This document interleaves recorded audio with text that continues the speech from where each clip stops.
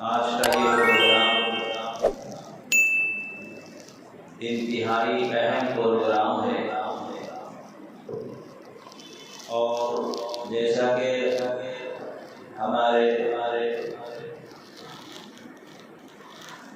رفیق محترم مسجد حاضہ کے امام و خطیب حضرت مولانا محمد صالحین صاحب قاسمی دامت برکاتہ نے بیان کیا کہ یہ پروگرام مقدمہ ہے کل ہونے والے پروگرام کا۔ اصل پروگرام کل ہوگا، اس پروگرام میں یہی باتیں کی جائیں گی اور تفصیلات انشاءاللہ وہاں ساری باتوں کی بیان کی جائیں گی۔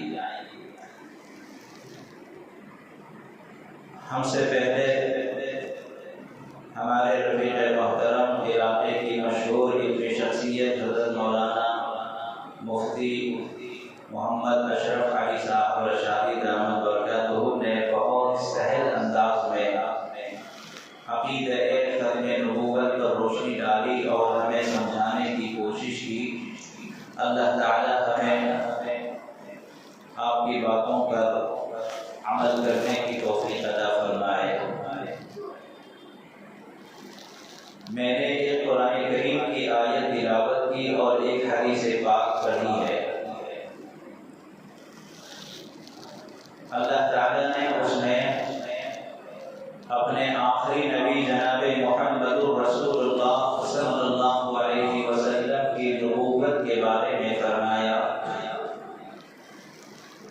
کہ ما کان محمد ابا احد من رجالکم، کہ محمد تم میں سے کسی بالغ مرد کے باپ نہیں ہے، ولکن رسول اللہ، لیکن اللہ کے رسول ہیں، وخاتم النبیین، اور نبیوں کے خاتم ہیں، خاتم بھی ہیں خاتم بھی ہیں۔ اسی آیت کریمہ کی روشنی میں حضرت مفتی صاحب نے کلام فرمایا، اور اس جیسی 100 آیتیں ہیں قرآن کریم میں جس میں کہیں صراحت کے ساتھ، کہیں اشارے کے ساتھ، کہیں اقتضاء کے ساتھ، ہر طرح سے اللہ تعالیٰ نے اپنے نبی کو آخری نبی فرمایا ہے، کہیں واضح طور پر، کہیں اشارے کے طور پر، کہیں کنایے کے طور پر۔ پورے قرآن میں تقریباً 100 آیتوں میں ان باتوں کا ذکر فرمایا، اور احادیث میں خود آقا صلی اللہ علیہ وسلم نے 200 احادیث میں اپنے بارے میں فرمایا کہ میں آخری نبی ہوں۔ ان میں سب سے مشہور جو حدیث ہے بخاری شریف کی، اس میں مثال بیان فرمائی ہے آقا نے، اور فرمایا کہ میرے اور دیگر انبیاء علیہ السلام کے درمیان ایسی مثال ہے کہ ایک بہت بڑا محل تیار کیا گیا، تعمیر کیا گیا، اور شروع سے آخر تک اس عمارت میں جتنی چیزیں لگنی تھیں ساری چیزیں لگا دی گئی، دروازے، دریچے، دیوار، چھت، جو بھی تیار کرنا تھا ساری چیزیں اس عمارت میں ساری چیزیں لگا دی گئی۔ لوگ آئے اور دیکھنے والے دیکھتے رہے، اور سبوں نے اس مکان کی عالیشان محل کی تعریف کی، اور سبوں نے کہا کہ واہ ماشاء اللہ کتنی شاندار تعمیر ہے۔ لیکن دیکھتے دیکھتے جب لوگ ایک طرف جانے لگے تو دیکھا کہ ایک جگہ سے ایک اینٹ کی جگہ خالی ہے۔ اب جیسے مثال کے طور پر اسی مسجد کی بات لے لیں، کتنی عالیشان ہے، ساری چیزیں یہاں بالکل مناسب جگہ پر رکھی گئی ہیں، لیکن اگر ہم یہاں دیکھیں گے کہ محراب کے سامنے ایک اینٹ کی جگہ خالی ہے، تو سب کو تعجب ہوگا، سبھی حیران رہیں گے اور کہیں گے کہ یار اتنی عالیشان مسجد تھی، ایک اینٹ کی جگہ خالی ہے۔ آقا صلی اللہ علیہ وسلم نے اتنی مثال بیان فرمانے کے بعد فرمایا کہ قصر نبوت، قصر کا مطلب محل، عمارت، تو نبوت کا جو محل ہے اللہ تعالیٰ نے اس کو ہر طرح سے سجایا، سنوارا، مکمل کیا۔ صرف ایک اینٹ کی جگہ خالی تھی، وہ ایک اینٹ میں ہوں، میں نے آ کر اس تعمیر کو مکمل کر دیا۔ اب در و دیوار میں کسی بھی طرح سے اب کسی چیز کی کمی نہیں ہے، جو ایک اینٹ کی جگہ خالی تھی وہ میں نے آ کر پورا کر دیا۔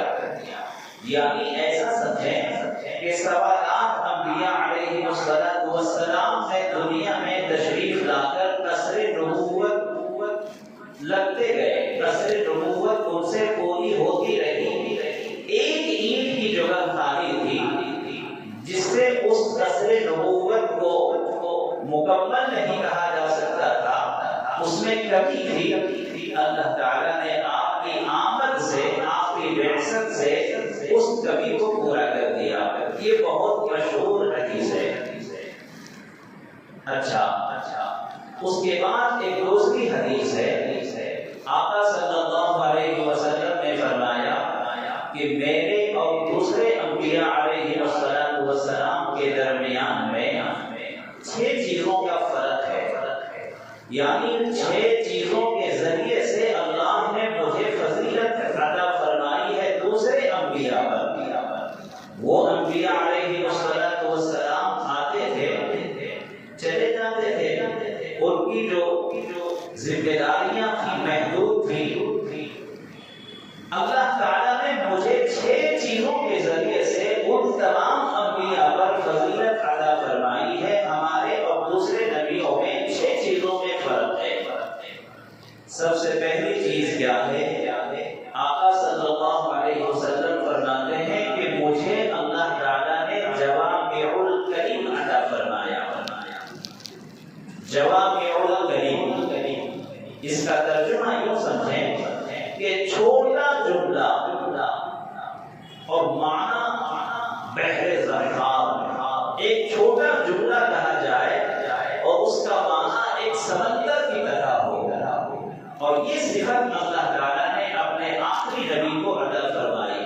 آپ بہت چھوٹا جملہ ارشاد فرماتے تھے، چھوٹی بات فرماتے تھے، اور اس کا معنی اتنا شاندار ہوتا تھا کہ پورا معنی اس میں آ جاتا۔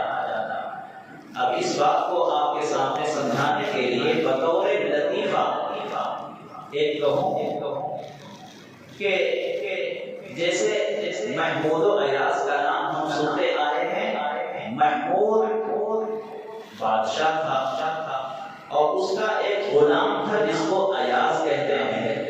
تو محمود و ایاز کے درمیان میں ایک مرتبہ بادشاہ نے کہا کہ دیکھو ایاز، میرے سامنے کچھ ایسی بات کہو، چھوٹی ہو، مختصر ہو، اور جب میں خوشی میں رہوں اور وہ بات میں سمجھ لوں یا مجھے وہ یاد آ جائے تو خوشی میں رہوں تو غمزدہ ہو جاؤں، اور اگر میں غمزدہ رہوں، غم میں رہوں اور اس بات کو میں پڑھ لوں تو خوش ہو جاؤں، لیکن چھوٹی بات رہنا چاہیے۔ تو اس ایاز نے کیا بات کہی معلوم ہے؟ کسی کو یاد ہے؟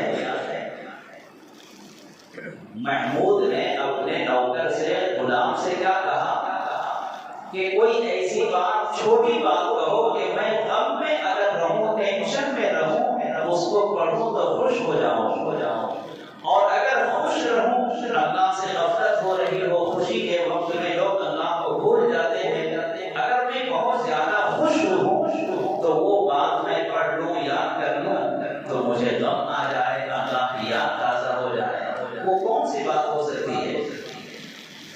ایاز نے ایک چھوٹی سی سی بات کہی اور کیا کہا کہ یہ وقت گزر جائے گا. بس اتنا چھوٹا جملہ ایاز نے کہا بادشاہ سے کہ بادشاہ سلامت اس لفظ کو چھوٹی سی بات کو یاد رکھ لیں, یہ وقت گزر جائے گا. اب اس میں کیا سمجھے آپ؟ بادشاہ جب غم میں ہوتا تھا تو اس جملے کو یاد کرتا تھا. کیا ہے وہ؟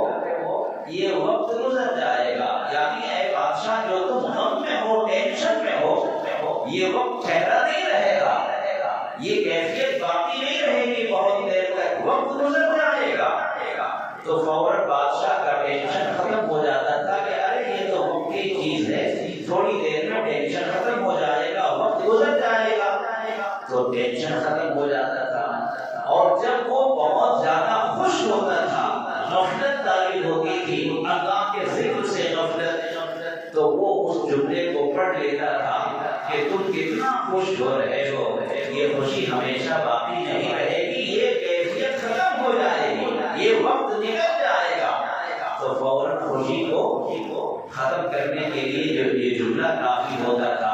تو یہ ایک مثال بھی ہے آپ کو سمجھانے کے لیے کہ دیکھیے اس جملے سے کتنا اس سے کام ہوا, فائدہ پہنچا. ہمارے آقا صلی اللہ علیہ وسلم کو اللہ تعالیٰ نے جوامع الکلم عطا فرمائے تھے. جوامع الکلم کا مطلب ہے چھوٹا جملہ. الدین النصیحہ, چھوٹا جملہ الدین النصیحہ. اس کی تشریح کرتے کرتے محدثین, قلمکار, مضمون نگار, مؤرخین جتنے دنیا میں آئے اس کی تشریح کرتے گئے, سب کی عمریں گزرتی ہے. ابھی اگر کسی سے کہا جائے کہ الدین النصیحہ کی تشریح کریں تو صبح ہو جائے اور تشریح پوری نہ ہو. یعنی ہمارے آقا کو ایسا چھوٹا جملہ عطا فرمایا کہ اس کی تشریح کریں تو ایک سمندر کی طرح سے اس کی تشریح ہو. ہمارے آقا فرماتے ہیں یہ چیز صرف مجھے اللہ نے دی ہے, دوسرے نبیوں کو نہیں دی. تو جوامع الکلم اللہ نے اپنے نبی کو عطا فرمایا, دوسرے نبی کو نہیں. دوسری چیز ہے روب اور دبدبا. آقا فرماتے ہیں کہ مجھے اللہ تعالیٰ نے روب اور دبدبے سے نوازا تھا, ہیبت, ڈر اور خوف. اللہ کے رسول صلی اللہ علیہ وسلم کا روب اور دبدبا دشمنوں کے دلوں پر ایسا طاری ہوتا تھا کہ دشمن بار بار سوچتے تھے کہ مقابلہ کروں یا مصالحت کروں, مقابلہ کروں یا جزیہ دے کر معاملے کو سلجھا لوں.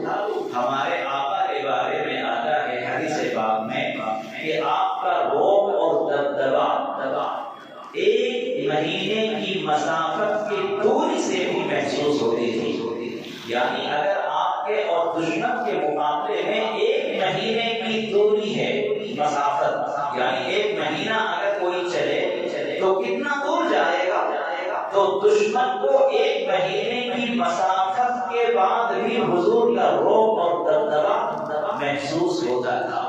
یہ ہمارے آقا کو اللہ تعالیٰ نے عطا فرمایا تھا روب اور دبدبا, جس میں دوسرے نبی شامل نہیں ہیں. تیسری چیز کیا ہے؟ اللہ کے رسول فرماتے ہیں کہ مجھے مال غنیمت اللہ تعالیٰ نے حلال کر دیا تھا. مال غنیمت میرے لیے اللہ نے حلال کر دیا تھا. جو جنگوں میں مال ملتے ہیں, مسلمانوں کا مال ان کو مل جاتا ہے, کفار و مشرکین کا مال مسلمانوں کو مل جاتا ہے, تو جو مسلمانوں کو مال ملا کرتا تھا مال غنیمت کہتے ہیں. تو آقا فرماتے ہیں کہ مال غنیمت اللہ نے میرے لیے حلال کر دیا تھا. پچھلے انبیاء علیہ السلام کے لیے مال غنیمت حلال نہیں تھا. آقا فرماتے ہیں کہ میرے لیے مال غنیمت کو اللہ نے حلال کر دیا تھا. اور چوتھی چیز ہے پوری دنیا کی زمین کی مٹی اللہ نے میرے لیے پاکی اور طہارت حاصل کرنے کا ذریعہ بنا دیا. پانی نہیں ہے, کہیں بھی زمین پاک ہے, اس پاک زمین پر اپنے ہاتھوں کو ماریں گے, تیمم کر لیں گے, تو جیسے وضو سے آپ پاکی حاصل کرتے ہیں, تیمم سے بھی آپ کو پاکی حاصل ہو جائے گی. اور پوری زمین کو اللہ تعالیٰ نے میرے لیے مسجد بنا دی ہے، کہیں بھی ہم نماز پڑھ سکتے ہیں، کہیں بھی ہم اللہ کی عبادت کر سکتے ہیں۔ وہ یہ چوتھی چیز ہے۔ پانچویں چیز ہے، اللہ تعالیٰ نے مجھے تمام مخلوق یعنی چاہے وہ انسان کسی بھی مذہب کا ہو، میں تمام کے لیے رسول بنا کر بھیجا گیا ہوں، پوری کائنات کے لیے رسول بنا کر بھیجا گیا ہوں۔ اور آخری چیز یہ ہے کہ اللہ تعالیٰ نے مجھے آخری رسول بنا کر بھیجا ہے۔ پانچویں اور چھٹی چیز یہ مجھے بتانا ہے۔ چار چیزیں تو سنتے رہتے ہیں، اللہ کے رسول نے کیا فرمایا کہ مجھے اللہ تعالیٰ نے تمام انسانوں کے لیے رسول بنا کر بھیجا ہے، مخصوص قوم کے لیے نہیں، مخصوص جگہ کے لیے نہیں، پوری کائنات کے لیے مجھے رسول بنا کر بھیجا ہے۔ اور کیا فرمایا کہ اللہ نے مجھے آخری رسول بنا کر بھیجا ہے۔ بس ختم ہو گیا۔ اللہ تعالیٰ نے جب مجھے آخری رسول بنا کر بھیجا ہے تو اب دنیا جب تک قائم رہے گی، دنیا جب تک باقی رہے گی، قیامت جب تک قائم نہیں ہوگی، ہمارے آقا آخری رسول ہیں، ہمارے آقا پوری کائنات کے لیے رسول ہیں۔ اب بیچ میں کوئی بھی آئے، اپنے کرشمے دکھائے، دلیلیں بتائے اور وہ اپنے کراماتیں دکھائے، تو ہم نہ ان کی کرامت کو سنیں گے دیکھیں گے، نہ ان کی دلیل کو سنیں گے۔ ہمیں اپنے آقا کے فرمان کو یاد رکھنا ہے۔ ہمارے آقا نے فرمایا کہ میں آخری رسول ہوں، میرے بعد کوئی رسول آنے والا نہیں ہے، لہذا حضور صلی اللہ علیہ وسلم آخری رسول ہیں۔ تو اب آپ یہ بتائیے، اگر کوئی بعد میں اپنے آپ کو رسول بنا کر پیش کرے، نبوت کا دعویٰ کرے، تو ہمارے آخری رسول جو آخری رسول ہیں، ہمارے آقا جو آخری رسول ہیں، آپ کے اس منصب پر ڈاکہ ڈالنا ہوا نا۔ ہمارے آقا آخری رسول ہیں، اور کوئی کم وقت آ کر کہتا ہے کہ میں نبی ہوں، میں رسول ہوں، تو بتائیے کہ ہمارے آقا کے آخری رسول ہونے کا جو منصب ہے، جو امام الانبیاء ہیں، اس منصب پر وہ ڈاکہ ڈال رہا ہے یا نہیں؟ یقیناً وہ ڈاکہ ڈال رہا ہے۔ تو اس لیے علماء اہل سنت والجماعت ہو یا کسی بھی مسلک سے مذہب سے تعلق رکھنے والے ہوں، سب کا متفقہ فیصلہ ہے کہ اگر کوئی کسی بھی طرح سے نبوت کا دعویٰ کرے، وہ جس طریقے سے حضور کی رسالت کا منکر کافر ہوتا ہے، اگر حضور کی آخری نبی اور حضور کی آخری رسالت کا اگر منکر ہو جائے، وہ بھی کافر ہو جائے گا۔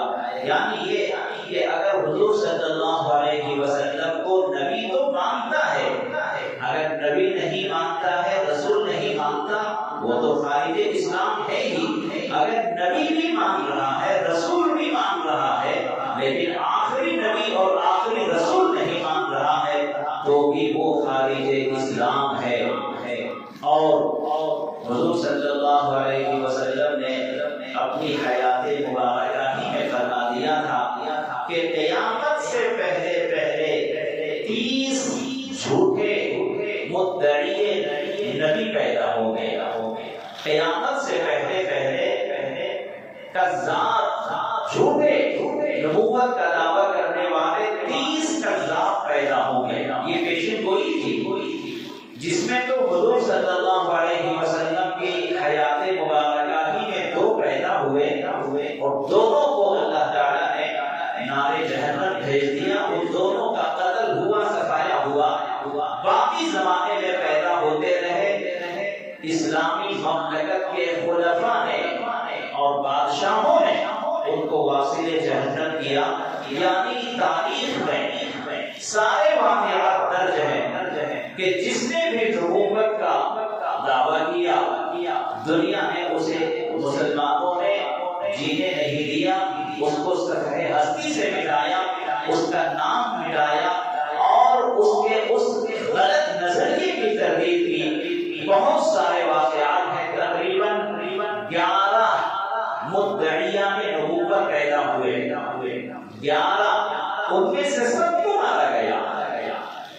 بدقسمتی سے ہم اس صدی کے اندر پہنچ گئے کہ اس وقت بھی کسی نہ کسی شکل میں اس فتنے نے سر اٹھایا ہے. فتنہ شکیلیت، فتنہ گوہر، اور ایک اور فرقہ ہے وہ آپس میں سب ملے ہوئے ہیں، کچھ اس سے لے لیا کچھ اس سے لے لیا، اور وہ ایک فرقہ بنا کر گویا کہ مسلمانوں کے ایمان کے لٹیرے ہیں اور مسلمانوں کے ایمان کو لوٹنے کے لیے اس طرح کے نظریے وہ چلاتے ہیں، اور ان کی پشت پناہی سرکاری طور پر ہو رہی ہے. صرف مسلمان ایسا کام نہیں کر سکتا جب تک ان کے سرپرست اعلیٰ حکام نہ ہو جائیں، سرکاری طور پر ان کی مدد حاصل نہ ہو، یہ ایسا کام نہیں کر سکتے. بڑے مضبوط اور بڑے قانون سے لیس ہو کر یہ اس کام کو انجام دیتے ہیں. ان کے پاس فنڈنگ بھی ہے، ان کے ساتھ سرمایہ بھی ہے، ان کے پاس ذرائع ابلاغ کی بھرمار بھی ہے، اور آپ کو لبھانے کے لیے ایمان کے لٹیروں نے طرح طرح کی اسکیمیں چھوڑی ہوئی ہیں. اگر آپ ان کی باتوں کو مان لیں گے، ان کو نبی تسلیم کر دیں گے، تو آپ کو یہ آفر ہے وغیرہ وغیرہ. لیکن میرے دوستو، دنیاوی چیزوں کی کوئی حیثیت نہیں ہے. آج ہمارے پاس ہے، کل کسی اور کے پاس دنیا ہوگی. علماء فرماتے ہیں انسان کے لیے 4 چیزیں بڑی قیمتی ہوتی ہیں: جان، مال، عزت اور ایمان. جان، مال، عزت، ایمان. جان کا خطرہ ہو تو مال کو قربان کر کے اپنی جان کی حفاظت کرنی چاہیے. اگر عزت کا خطرہ ہو تو جان اور مال دونوں داؤ پہ لگا کر عزت کی حفاظت ہونی چاہیے. لیکن اگر ایمان کا خطرہ ہو تو پھر جان، مال، عزت تینوں کو داؤ پر لگا کر اپنے ایمان کی حفاظت ہونی چاہیے. اس لیے کہ جان تو ایک دن جانی ہے، مال تو ایک دن جانا ہے. ایمان کی حفاظت اگر نہ ہو سکی تو دنیا بھی ہاتھ سے گئی اور آخرت بھی. اس لیے علماء نے لکھا ہے کہ اگر ایمان کبھی خطرے میں پڑ جائے تو پھر اپنی جان کی بھی پرواہ نہ کرو، مال کی بھی پرواہ نہ کرو. جان کی حفاظت جب تک ہوتی ہے، لیکن اگر ایمان خطرے میں پڑ گیا تو پھر ایسی جان کی کوئی قیمت نہیں ہے. اسلام اور ایمان کے خلاف اگر کچھ ہوتا ہوا ہم دیکھتے ہیں اور ہم زندہ ہیں، ہم اپنے سر کی آنکھوں سے وہ منظر دیکھ رہے ہیں، تو یقین جانیے ہمیں جینے کا حق نہیں ہے. علامہ انور شاہ کشمیری رحمۃ اللہ علیہ نے اپنے ایک بیان میں فرمایا تھا کہ گلی کا کتا بھی ہم سے افضل ہے اگر ہم نے تحفظ ختم نبوت نہ کیا.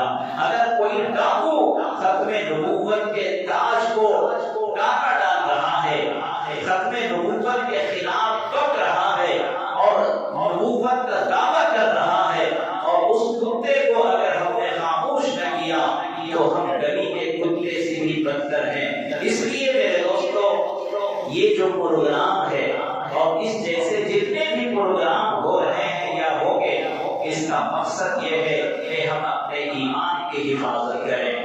لا الہ الا اللہ محمد رسول اللہ، اس کلمے کے اندر 2 حصے ہیں. لا الہ الا اللہ، اللہ کے سوا کوئی معبود نہیں. محمد رسول اللہ، محمد اللہ کے رسول ہیں. دونوں جز پر، دونوں حصوں پر ایمان رکھنا ضروری ہے. لا الہ الا اللہ کو مانتے ہو، محمد رسول اللہ کو نہیں مانتے، مسلمان نہیں ہو سکتے. محمد رسول اللہ مانتے ہو لیکن محمد رسول اللہ کو آخری رسول نہیں مانتے، تب بھی ایمان خطرے میں ہے. اس لیے ہمیں اس کلمے میں لا الہ الا اللہ محمد رسول اللہ کے ترجمے میں یہ بات ہمیں اپنے دل و دماغ میں بٹھانا چاہیے. وہ سامنے والا فرید مخالف اور دشمن اسلام وہ کہے گا بھائی ہمارا بھی کلمہ یہی ہے، ہمارا کلمہ لا الہ الا اللہ ہے، وہ کہے گا ہمارا بھی یہی کلمہ ہے، تو آپ ان سے یہ پوچھو محمد رسول اللہ صلی اللہ علیہ وسلم کے بارے میں تمہارا عقیدہ کیا ہے؟ وہ کہے گا کہ وہ اللہ کے رسول ہیں، تو پوچھو کہ وہ آخری رسول ہیں یا نہیں؟ وہ کہے گا آخری رسول ہیں، لیکن بعد میں اگر ہم نے کسی اور کو نبی تسلیم کر لیا تو کیا فرق پڑتا ہے؟ آپ اسی وقت سمجھ جائیے کہ یہی وہ ملعون ہے، یہی وہ خبیث ہے جس کے بارے میں آقا نے فرمایا کہ قیامت سے پہلے پہلے 30 مدعیان نبوت پیدا ہوں گے جو اپنے آپ کو نبی کہیں گے۔ تو اس لیے ہمیں اس وقت یہ بات یاد رکھنا ضروری ہے کہ کسی بھی طرح سے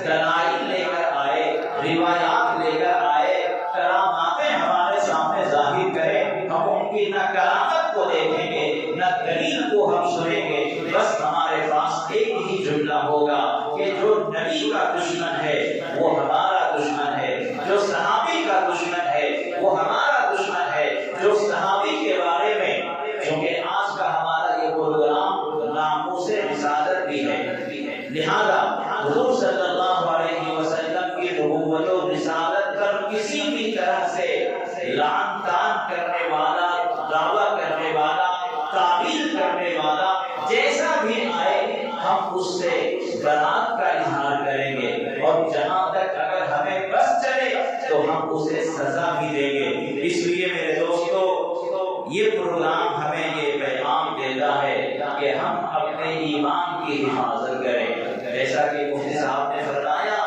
کہ جو سوشل میڈیا پر، یوٹیوب وغیرہ پر، فیس بک پر، انسٹاگرام پر جو بیانات سنتے ہیں ان نوجوانوں کے لیے بہت فکر ہے، ان نوجوانوں کے ایمان کے سلسلے میں بہت ہمیں سوچنا ہے کہ اگر خدا نخواستہ کبھی کوئی کلپ ان کی سن لیے تو کہیں ان کی باتیں ان کے دل و دماغ میں بیٹھ گئی، چونکہ فرقے باطلہ اور باطل طاقتیں بڑی سخت سبق کر ہمارے سامنے آتے ہیں۔ جو فرقے باطلہ ہیں بہت منظم ہمارے سامنے آتے ہیں، جو باطل طاقتیں ہیں، جو شیطان ہے وہ ہمارے سامنے بہت سخت سبق کر آتے ہیں، ان سے بچ پانا ہر ایک کے لیے آسان نہیں ہے۔ جو علماء سے کٹ کر صرف سوشل میڈیا پر بیانات سن کر وہ سمجھتے ہیں کہ ہم اسلام سمجھ رہے ہیں، اسلام کی تعلیم حاصل کر رہے ہیں، میرے دوستو اس وقت انٹرنیٹ پر 2 لاکھ ویب سائٹس ہیں، 2 لاکھ ویب سائٹس ہیں اسلام کے نام پر۔ انٹرنیٹ پر 2 لاکھ ویب سائٹس ہیں اسلام کے نام پر، آپ سرچ کریں گے تو وہ آپ کو اسلام کا انٹروڈکشن کرائے گا، اسلام کا انفارمیشن دے گا، لیکن وہ کسی یہودی کا ہوگا، کسی نصرانی کا ہوگا، کسی ملحد کا ہوگا، کسی قادیانی کا ہوگا، کسی اور دوسرے غلط فرقے کا ہوگا۔ اہل سنت والجماعت جس کے ہم ماننے والے ہیں ان کے ویب سائٹس بہت کم ہیں، زیادہ تر انہی فرقے باطلہ کے ویب سائٹس ہیں جو اسلام کی غلط ترجمانی کرتے ہیں، غلط تشبیہ دے کر پیش کرتے ہیں۔ اس لیے ہمیں ان کے اس چینل کو بھی دیکھنے سے پرہیز کرنا چاہیے، ان کے ان بیانوں کو بھی سننے سے ہمیں پرہیز کرنا چاہیے۔ اب میں نے دوسری حدیث پڑھی تھی، آقا صلی اللہ علیہ وسلم نے فرمایا کہ لو کان بعدی نبی لکان عمر، کہ اگر میرے بعد اللہ تعالیٰ کسی کو نبی بناتا، میرے بعد اگر اللہ کسی کو نبی بناتا تو عمر کو بناتا۔ اللہ اکبر، حضرت عمر کی شان دیکھیے، اللہ تعالیٰ نے حضرت عمر کو کیا فراست دی تھی، کیا بصیرت عطا فرمائی تھی۔ آقا فرماتے ہیں کہ میرے بعد اگر نبی بنانا ہوتا تو حضرت عمر کو بنایا جاتا، لیکن چونکہ میرے بعد نبوت کا سلسلہ بند ہو گیا، میرے بعد نبوت و رسالت کا سلسلہ ختم ہو گیا، اب نبوت کا دروازہ بند ہے، نبی بنایا نہیں جا سکتا، تو اس لیے اللہ تعالیٰ نے فرمایا کہ اے نبی آپ آخری نبی ہیں، میرے بعد کسی کو نبی نہیں بنایا جائے گا، ورنہ اگر نبی بنانے کا دروازہ کھلا رہتا، سلسلہ جاری رہتا تو عمر کو بنایا جاتا۔ اس سے کیا پتہ چلا کہ اللہ تعالیٰ نے آخری نبی، اپنے آخری نبی کو بنا کر ختم کر دیا۔ اب نبوت و رسالت کا سلسلہ نہیں ہے، لہذا کوئی کتنی بھی اچھی بات آپ کے سامنے پیش کرے، کوئی کتنی ہی اچھی تقریر پیش کرے، کوئی کتنی ہی اچھی دلیلیں آپ کے سامنے پیش کرے، کوئی آپ کے سامنے کراماتیں دکھائے، ہم مسلمانوں کے لیے کیا ہے؟ ہمارے آخری نبی ہیں، حضرت محمد صلی اللہ علیہ وسلم آخری نبی ہیں۔ آپ کے بعد ہم کسی کو نبی نہیں مان سکتے، آپ کے بعد کوئی آخری رسول اور آخری نبی نہیں آ سکتا۔ بس یہی سے اپنی بات کو ختم کرنا ہے۔ ایک بات اور بھی سمجھیں، نبوت کا سلسلہ جاری کب تک تھا؟ میں نے جو آخری بات کہی تھی کہ اللہ نے 6 چیزوں کے ذریعے سے آقا صلی اللہ علیہ وسلم کو فضیلت عطا فرمائی، تو ان میں سے 5ویں چیز کیا تھی کہ مجھے اللہ تعالیٰ نے تمام انسانیت کے لیے رسول بنا کر بھیجا ہے، تمام کائنات کے لیے رسول بنا کر بھیجا ہے۔ پہلے زمانے میں انبیاء علیہ السلام کو تمام انسانیت کے لیے رسول بنایا نہیں جاتا تھا، خاص قوم کے لیے بنایا جاتا تھا، خاص خطے کے لیے بنایا جاتا تھا، خاص علاقے کے لیے بنایا جاتا تھا۔ تو جب اس علاقے کے نبی، جیسے ایک مثال، چھوٹی مثال، ابھی ہندوستان میں کتنے اسٹیٹس ہیں، ہر اسٹیٹ کا سیم الگ الگ ہے، اس طریقے سے اللہ تعالیٰ ہر علاقے کا نبی الگ الگ بناتا تھا۔ جب نبی کا انتقال ہو جاتا تو وہ جگہ خالی ہو جاتی، پھر دوسرے نبی کو بھیجتا تھا۔ اللہ تعالیٰ نے حضور کو کسی خاص علاقے کے لیے نبی نہیں بنایا، صرف سرزمین حجاز کے لیے نہیں بنایا، سرزمین عرب کے لیے نہیں بنایا، پوری انسانیت کے لیے، جہاں جہاں انسان بستے ہیں تمام انسانوں کے لیے اللہ نے آپ کو نبی بنایا، پوری کائنات کے لیے، جہاں جہاں تک دنیا پھیلی ہوئی ہے انسان اور جنات کے لیے اللہ تعالیٰ نے آپ کو نبی بنایا۔ تو اب کوئی جگہ خالی ہے ہی نہیں، کوئی جگہ خالی نہیں ہے جہاں نبی نہ ہو۔ آپ آخری نبی ہیں اور قیامت تک آپ بھی نبی ہوں گے، تو کوئی جگہ خالی نہیں ہے کہ دوسرے کو نبی بنایا جائے۔ کوئی قوم بغیر نبی کے نہیں ہے کہ اس قوم میں نبی کو مبعوث کیا جائے۔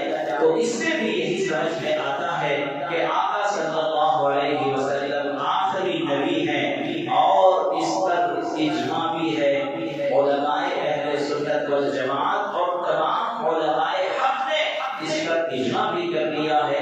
قرآن کی 100 آیتوں سے اور 200 احادیث سے یہ بات ثابت ہے کہ آپ آخری نبی ہیں، اور جو نبوت کا دعویٰ کرے اس کو قتل کرنا، اس کو کیفر کردار تک پہنچانا، اس کو صفحے ہستی سے ملانا یہ جائز ہے، اور اس پر اجماع ہو چکا ہے۔ حضرت ابوبکر صدیق رضی اللہ عنہ نے سب سے پہلے مدعی نبوت مسیلمہ کذاب کو کیفر کردار تک پہنچایا۔ اس وقت بے شمار صحابہ کرام زندہ تھے، کسی نے منع نہیں کیا، کسی نے انکار نہیں کیا، اور کسی نے یہ نہیں کہا کہ یہ تو کلمہ پڑھنے والا تھا، یہ تو نماز پڑھنے والا تھا، اس کو کیوں قتل کر دیا؟ نہیں، جس نے بھی نبوت کا دعویٰ کیا وہ خارج اسلام ہو گیا، جس نے بھی نبوت کا دعویٰ کیا وہ اسلام سے نکل گیا۔ اس پر باقاعدہ اجتماع بھی ہو چکا ہے، اجماع بھی ہو چکا ہے۔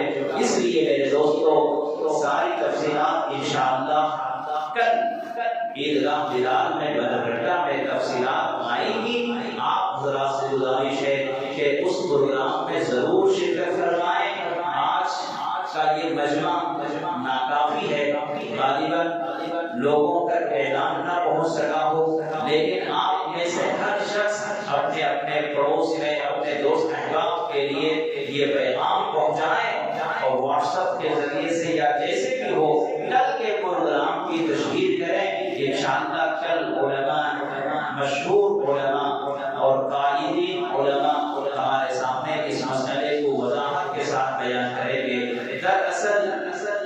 نبوت کا جو معاملہ ہے بہت حساس معاملہ ہے. اگر کوئی آسان کام ہوتا، کوئی آسان سی بات ہوتی تو حضرت ابو بکر صدیق رضی اللہ عنہ ان کے خلاف جہاد نہ کرواتے. اللہ کے رسول صلی اللہ علیہ وسلم اس دنیا سے پردہ فرما گئے، اسی وقت ان مسائل سے امت دوچار ہوئی اور آپ نے باقاعدہ وفد بھیجا ان سے قتال کے لیے، جو زکات کو روکنے والے ہیں، جو نبوت کا دروازہ، نبوت کا دعویٰ کرنے والے ہیں، ان حضرات سے جہاد کے لیے حضرت ابو بکر صدیق نے بھیجا صحابہ کرام کو کہ ان سے مقابلہ کریں. اور یہ تاریخی جملہ فرمایا تھا اَيُنْقَصُ الدِّينُ وَأَنَا حَيٌّ، اَيُنْقَصُ الدِّينُ وَأَنَا حَيٌّ، کہ دین میں کسی بھی طرح کی کمی ہو جائے اور میں زندہ رہوں.